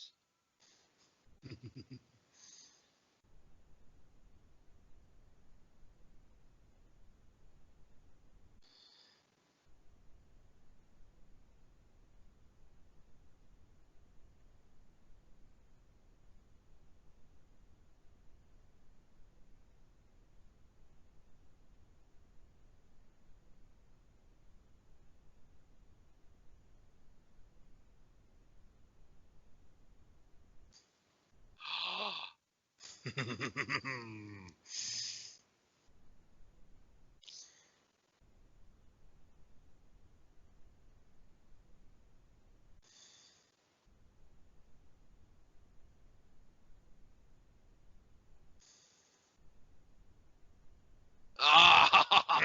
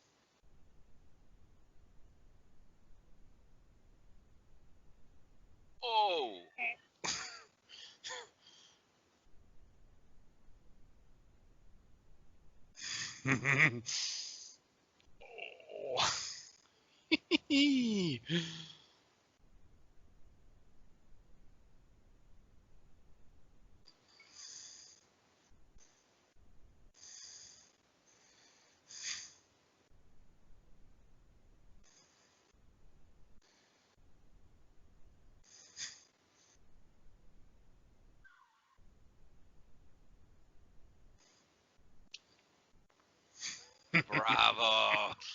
Hell yeah. I told you, You didn't know, I? Damn good if any Argento flick. line, if any line gave him away, Hmm. and I thought about it for a moment, but I didn't want to dwell on it. Hmm. Look at that, assistant to the director, Michele Sauvé. Yeah. Um, was when they were preparing to, well, when you thought they were preparing to leave, and what is it? Was it his boy? Uh, Is that his son that they went to the house together? I think that was just like Okay, yeah. some Well, when dude.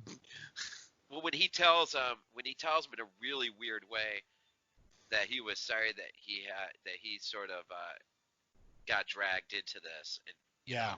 that line right there, that's when the red flags went up, and I thought, well, that okay, that's weird, Yeah. but I didn't think about it long enough or hard enough to.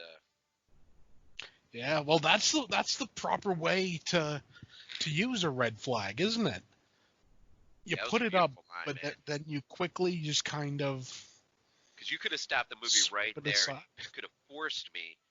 Okay, who's the killer? And I would have. Well, if I had to take a long shot, it would be him, but it doesn't make any sense Yeah. except for the line that he just had given. It just seemed, I don't know, it was almost like it just kind of felt like, you know, the killer, saying, "Oh, no, so sorry there, lad. You had to be dragged through this." Yeah. Well, Damn good movie. that did not disappoint. No. Yeah, and like I said, uh, the black and white works so well, but honestly, the color, especially in the kill scenes, it's just like I think everyone that died in this was dressed like in white. I don't think a single one of them was wearing anything like other than white. So it's just red and white. So after Tenebrae, he will go into Phenomena Hmm. in '85, then Opera in '87, Yeah. and that's Yeah, the there was Glen. kind of this stretch where just everything was great that he did. And then, kind of after opera, it sort of became spotty. So weird to think that Bird came out in '70. Yeah. It's the stretches, yeah, the stretches probably. Well, I mean, I guess there's not really a big gap of years between anything. Not really. 70 to '87, so but really 17 years. I mean, he still Yeah. put out a couple good movies, but Oh, yeah. I think Opera was the last great. Yeah. And then every now and then there'd be a good one, but, like, I always dug Sleepless. You know, it doesn't get enough love, but it was a good Giallo. A late stage Giallo, I guess I'll say. Oh, Max von Sydow was in that. Yeah. Huh. Yeah. So I think I don't know. I think as far as giallos go, um, I think Bird still remains as my personal Mm. favorite. I still need to pick up a copy of that. I mean, I saw it years ago, but Never got around to picking up the Arrow version. Opera, man, that's just oh man, that's just so freaking ferocious. It is. And that actually that well no. Not since this Arrow order came in. Up to this Arrow order, Opera was the only thing of Argento's that I had upgraded to blue. Mm. Yeah, his stuff just looks awesome in blue. And And I this is like a perfect example. I mean, just how good it looks. oh yeah, it's absolutely And the thing what always makes me kind of laugh though is the fact, they're able to do this with, you know, with Tenebrae from 1982, and then you get some movies like from, just like a few years ago, and they can't put a decent release out. It makes you wonder, like, what's going on? Like the Blu-ray of War of the Worlds. Why does that look like crap and Tenebrae looks great?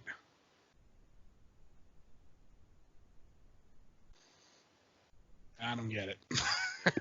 what's that? I can't think. There was a movie. Well, you know, it's funny when you look at all the different releases of the thing. Yeah.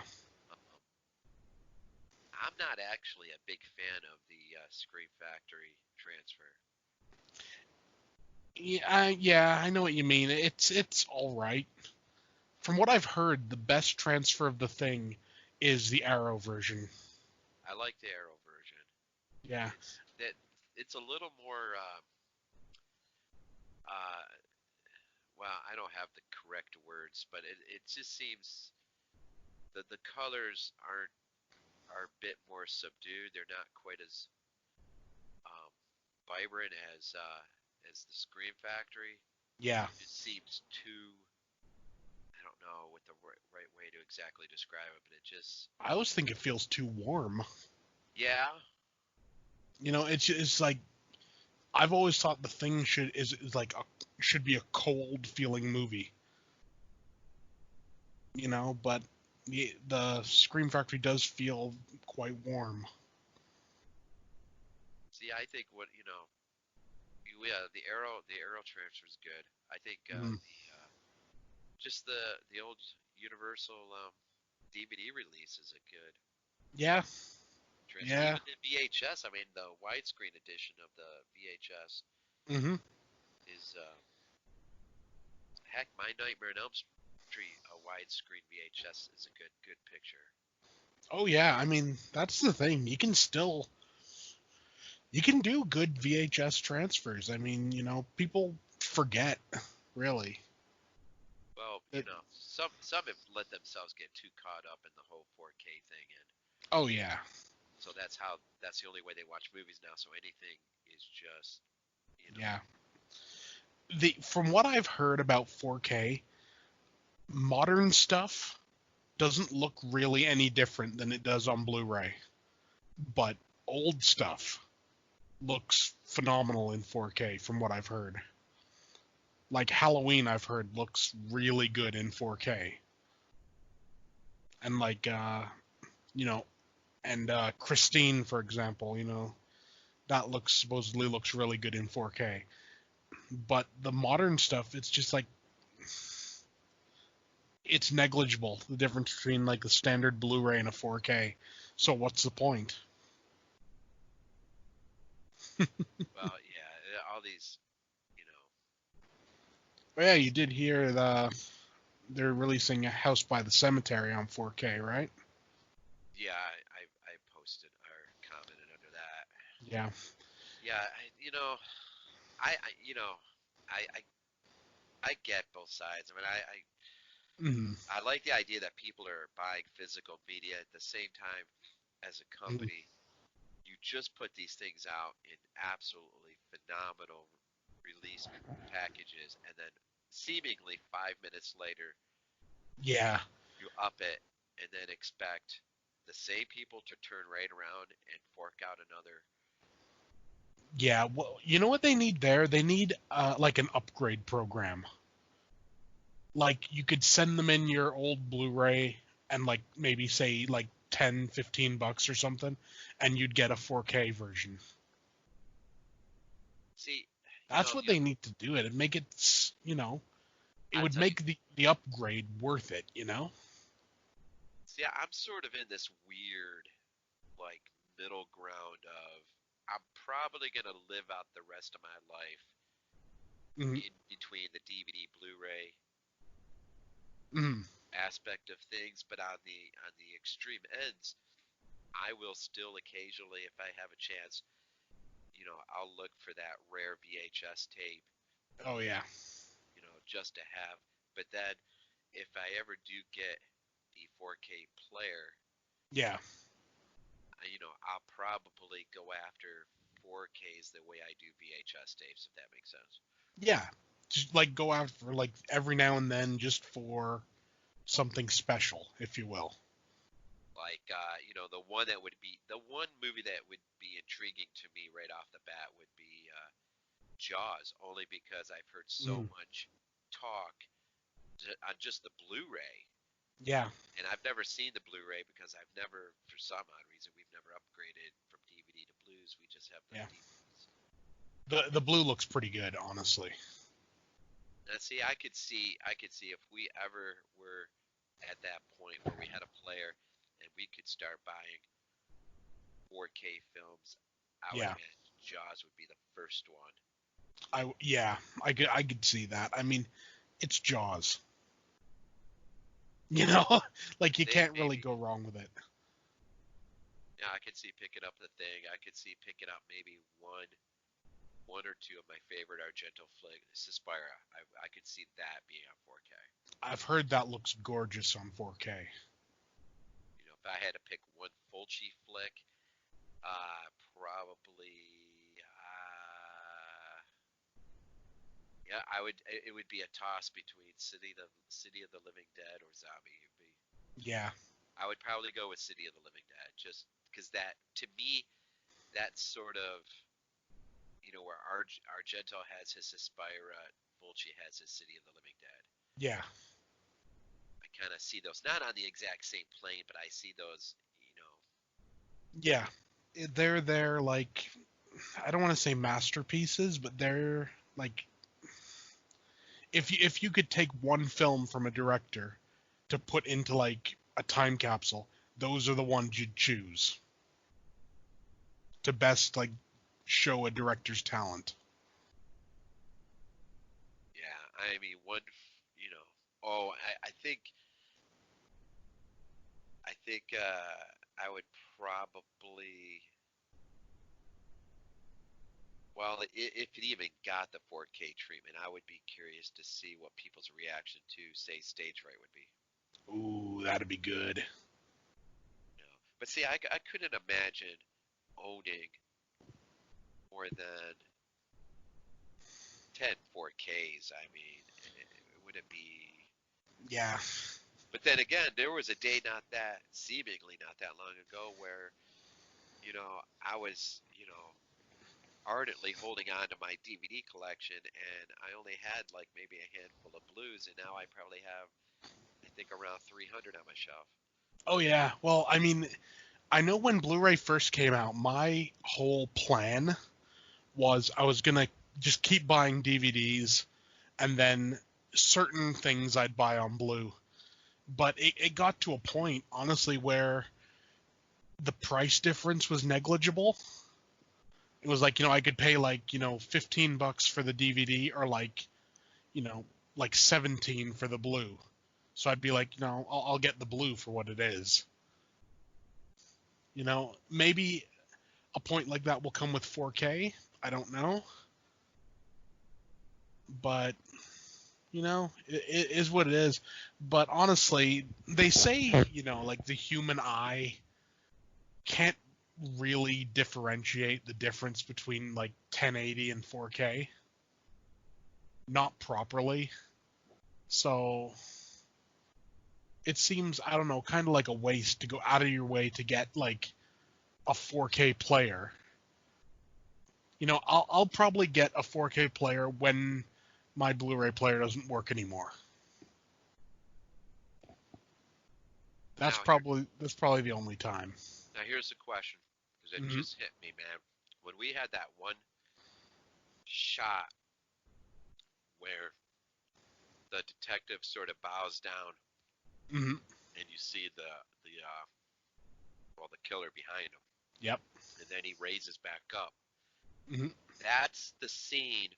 Am I right? That's the scene Sauvé was copying for Stage Right I think so.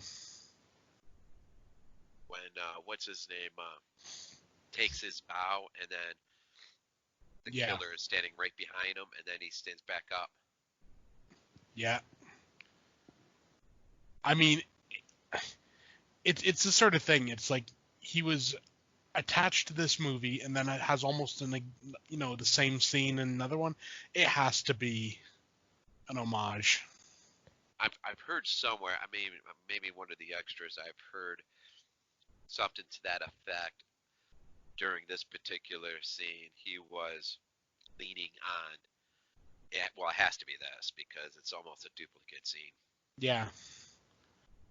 which is a great, you know. Yeah. Well, because I mean, Argento was probably the one that he worked with the most Yeah.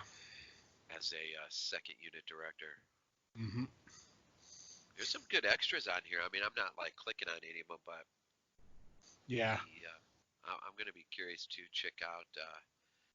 Well, see, I don't know who this Thomas Rostock is. I don't know. I think he like wrote like a book about Argento or something. Uh, Let me just check on the back of the Blu-ray. It might say uh, Argento expert Thomas Rostock. So apparently he's an expert. Apparently. Then again, anyone can call themselves an expert. But if he's not an error release, he probably is. well, I get a kick out of. I think my favorite go-to guy now to listen to anytime I get a chance is Stephen Throwers. He's Mm. on a lot of the Fulci releases. It's on City of the Living Dead. He's got Building Fulci's City. Ah, yes. That is a great freaking doc. Yeah. And I'm pretty sure he's got one on his zombie. Yeah, he's got one on a zombie on the Blue Underground. That's cool. That's pretty good. But the best one I've seen so far, and I think he's got a few commentaries too. Hmm. Good stuff. And you know why the hysteria continues Yeah. podcast. You know they've gotten themselves on a few Arrow releases. That's kind of cool. It is kind of cool, actually. In fact, they're on. I'm almost positive they're on. I haven't watched it yet, but on that Arrow release of the Edge of the Axe. Oh, nice. Pretty sure That, they have a. that's the sort of thing. I mean, that's what you should do. I mean, if you can't get commentaries from the people involved with it, get some fan type commentaries and put them on. I mean, give us commentaries. Damn it. Do you imagine, man? Someday, 10 years, 12, 15 years from now, the 22 Shots of Moods and Horror gets a commentary track on some Oh, 88 films released on some forgotten film. I could see it. It would be interesting, to say the least. I mean, if the hysteria continues, can get themselves on multiple commentary tracks. Yeah. Yeah. It's funny because every time I happen to, I probably have at least three films in my collection that has, if not four, that has a hysteria continues. I want to say they do the commentary track for Absurd Uh, on the '88 release of that. oh, yeah, maybe. I don't know. Yeah, I have the Severin version of that, so. That's a crazy freaking movie. I just wish D'Amato could have came up with a third piece to that. Yeah. I mean, that's always the thing, you know. You sometimes feel that like something should be part of like a trilogy, even if it's like an unofficial trilogy. Well, if you really pay attention to at least what people say about Absurd, Mm-hmm. he could have brought it full circle back to the notion that there were experiments happening on some Greek island. Mm. And I could have done, I don't know what it would have been, but, maybe a warped D'Amato version of, what's that movie I'm thinking of? The Island of Dr. Moreau. Oh, that would be cool. Some twisted version of that. Yeah. Man.